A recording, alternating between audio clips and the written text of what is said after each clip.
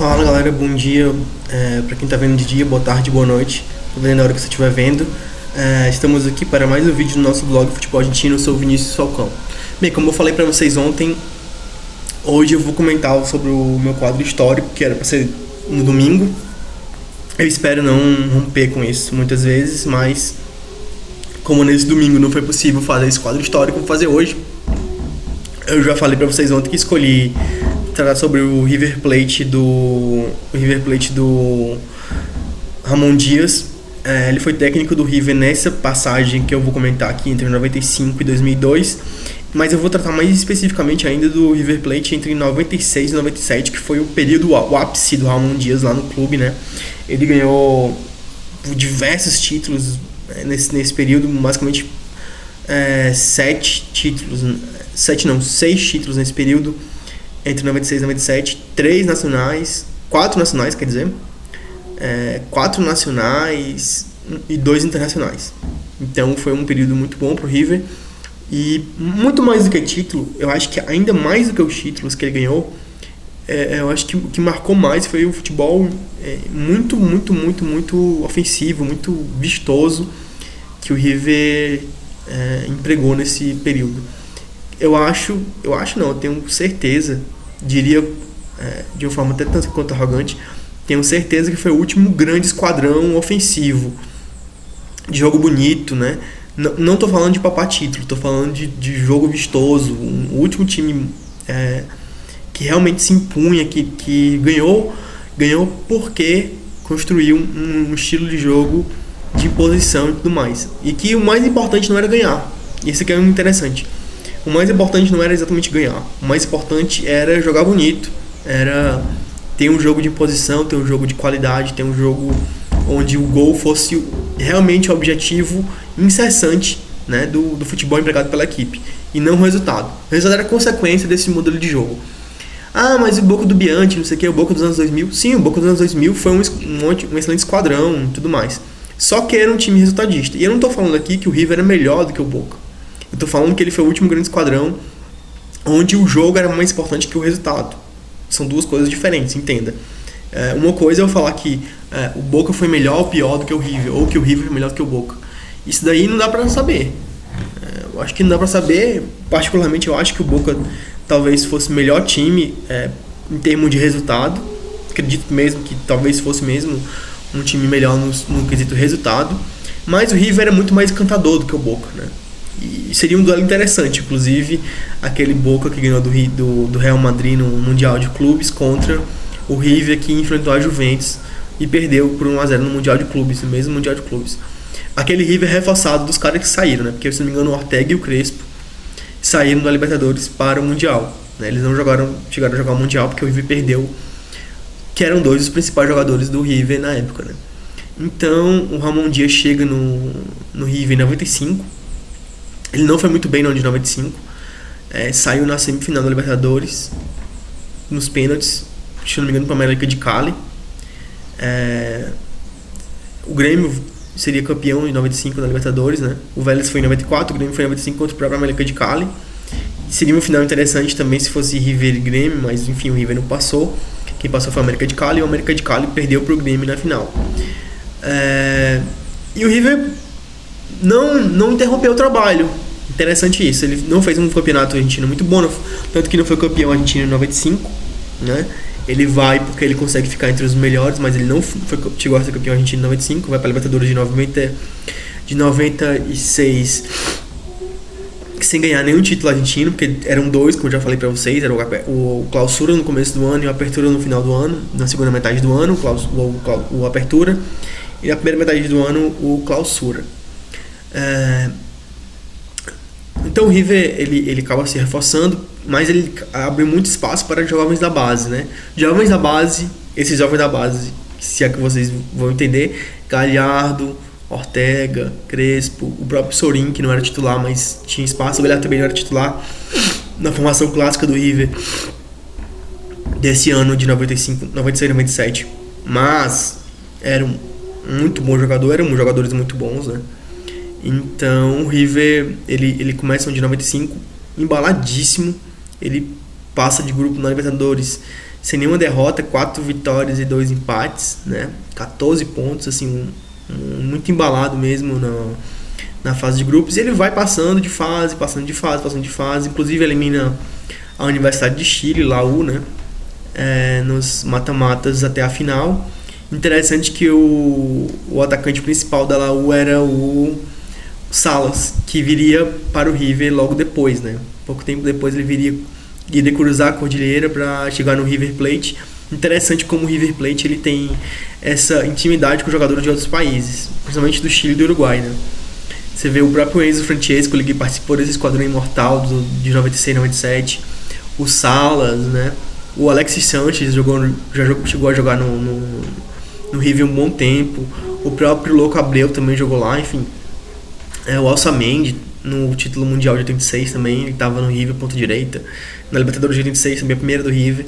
E interessante como o River tem essa intimidade com jogadores de outros países e ele consegue, de alguma forma, de uma forma ou de outra, sempre encontrar jogadores de outros países. Eu já falei do Sanches, né, também, do uruguaio Sanches. Muitos jogadores muito bons assim, de outros países já jogaram no River Plate. Eles conseguem. É interessante, eu acho interessante. O Falcão Garcia também chegou a jogar com Alexis Sanchez. Hoje o Falcão Garcia não é mais um grande atacante, depois daquela lesão que ele teve, acho que uns 4, 5 anos atrás, mas foi um cara decisivo no River num período de tempo, né? O ataque era inclusive Alexis Sanchez, Falcão Garcia e Aloco Abreu, com o Cholo Simeone de técnico, né? Muita gente fala que o Cholo Simeone é retranqueiro, mas ele chegou a usar esse ataque, um 3-4-3, baita ofensivo, né? E o River ele tem essa tradição de ter um futebol vistoso, futebol ofensivo. São as duas escolas de futebol ofensivo da Argentina, o River e o Independiente. Nesse sentido são times irmãos. A torcida do River Plate não gosta de times defensivistas. Creio eu que nesse período aí que o River caiu para a Série B e tudo mais, mudou um pouco isso. Hoje a torcida do River Plate já aceita mais um futebol resultadista, porque o próprio Galhardo não, embora ele tenha se despontado mesmo nesse time do Ramon Dias, que era um time ofensivo, talvez tenha sido, depois da La Máquina, de 50 anos pra cá, o grande River Plate, o grande emblemático River Plate de todos os tempos, tirando aquele La Máquina, ou o segundo, dá pra dizer que foi o segundo River Plate emblemático de todos os tempos, eu acho. Porque ele consegue um domínio sul-americano em 2 anos que eu acho que ele não conseguiu em nenhuma outra época, né? Sul-americano e na Argentina, então, nem se fala, que ele ganhou de 4 títulos, ganhou 3, ganhou Supercopa da Libertadores e ainda ganhou a própria Libertadores. Então é interessantíssimo isso, como o River Plate ele conseguiu nesse período de 96 e 97 principalmente, uma parte da era Ramon Dias, primeira era Ramon Dias no River Plate como técnico, que o Ramon Dias voltou agora. Se não me engano, em 2014 foi campeão nacional pelo River Plate, né? E depois saiu para treinar o Paraguai e o Galhardo, que é o tal treinador, entrou. Muitos estavam falando que o Galhardo pegou o time do Ramon Dias pronto, só fez o time jogar no piloto automático. Eu não concordo muito com isso, porque eu acho que o Galhardo imprimiu no time certos valores, conceitos, modificou um tanto quanto a forma de jogar também. Era um time que jogava muito mais pelo resultado naquela Libertadores que ele ganhou. Depois que o Ramon Dias colocou o time na Libertadores e saiu para o Paraguai, treinou a seleção paraguaia, o Galhardo chega no time, ele muda um pouco o jeito do time jogar, um time mais objetivo, um time que não se esforça tanto por jogar bonito, mas que busca mais o resultado. Eliminou o Boca na Libertadores naquele segundo jogo, né? Que teve o Gás de Pimenta. No primeiro jogo foi 1-0 no Monumental de Nunes, bateu muito naquele jogo, o River bateu muito. Interessante que eu vi um River com cara do Boca do Bianchi naquele ano. Eu nunca tinha visto o River com uma cara assim, com cara resultadista. Foi a primeira vez que eu vi o River muito resultadista, muito preocupado em ganhar e muito menos preocupado em jogar bonito, né? Buscar o título, mais que qualquer coisa era o que aquele River queria. Já não é o caso do River do Ramon Dias. O Ramon Dias foi campeão da Libertadores 96 com o River, mas foi um modo de jogo muito menos voltado para pensar somente no título do que normalmente acontece, né? Do que normalmente acontece quando o treinador precisa quando o treinador precisa buscar o resultado a qualquer custo. Ele não estava tão preocupado com o resultado, até porque eu acho que ele tinha certo respaldo da diretoria do River Plate, né? De tal maneira que ele não precisava pensar somente no título, tanto que ele tinha esse respaldo, como em 95 ele chega no River e não ganha nenhum título, não tem resultados expressivos, mas ele é mantido. O time base do River, ele jogava com 4 zagueiros, um volante fixo, e aí à frente desses volantes fixos tinha 4 jogadores muito híbridos. Não dá nem pra você falar exatamente qual era o esquema tático, mas eu acho que ele partia mesmo no 4-3-1-2, né? Ele tinha o Burgos no gol, o Hernan Dias na lateral direita, Ayala e Rivarola no centro da zaga, Altamirano, né? Depois o Sorinha ganhar essa vaga, mas Altamirano nesse time de 96 e 97 era o titular na lateral esquerda, o Almeida, né? Que depois iria para Juventus e tudo mais, jogando como homem mais ali na frente da zaga, aqueles 5. E aí ele tinha os 4 homens que eu falei, né? Mais livres para transitar no campo. O Escudeiro pela direita, um pouco mais pela direita, como volante pela direita. O Cedrez pela esquerda. O Ortega como enganche, né? E o Francescoli como uma espécie de ponta esquerda, mas é o que eu tô falando. Esses 4 caras tinham muita liberdade para chegar, né, na frente.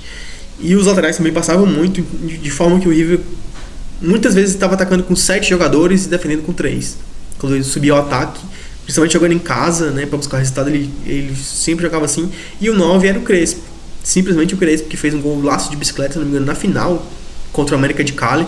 Interessante que o River tinha chegado na final de 86, a Libertadores, enfrentado, ganhado do próprio América de Cali, que foi trivice-campeão da Libertadores naquela época, né? Ele seria trivice-campeão da Libertadores naquela época. Então, o Crespo, como eu falei, goleador, muito bom jogador, e o Ortega armando, começando ali no River Plate, muito bom jogador mesmo. Também jogar tanto de enganche como um pouco mais deslocado para a direita, né? E o River ganha a Libertadores, mas ele perde o Crespo e Ortega para a final do Mundial contra a Juventus do Zidane. Foi um jogo equilibrado, a Juventus ganhou de 1-0 apenas, não foi um goleado, e nem foi um jogo onde o time só se defendeu, só atacou. Acho que talvez tenha sido o último jogo realmente equilibrado, a última final realmente equilibrada em termos de jogo, né? Em termos de jogo.